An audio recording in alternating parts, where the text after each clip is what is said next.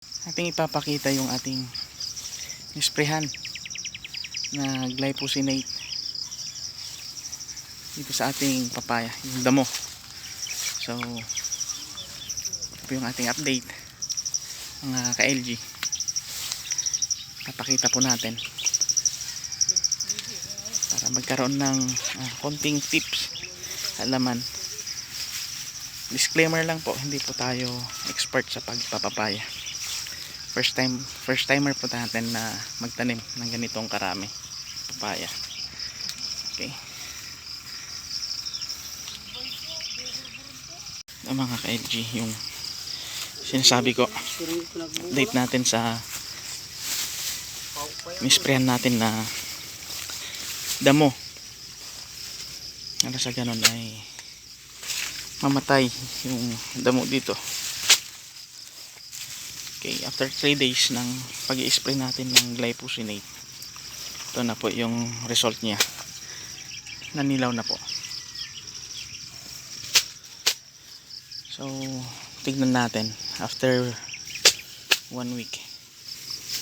Kailangan natin sundutin ulit para sa ganun ay totally na ma-eliminate na itong ating damo. Kasi pag hindi mo susundutin,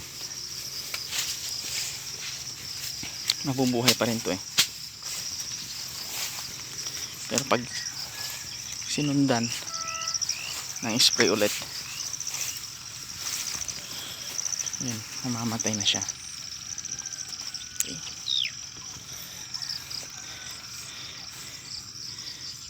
Gamit natin ay si Tickburn. Mas mura ho siya kaysa kay Basta. Huwag ho kayong gagamit ng glyphosate, kasi si glyphosate po systemic, papasukin niya yung ugat ng papaya, ito'y mamamatay. Pero pag si glyphosate, contact herbicide lang po siya.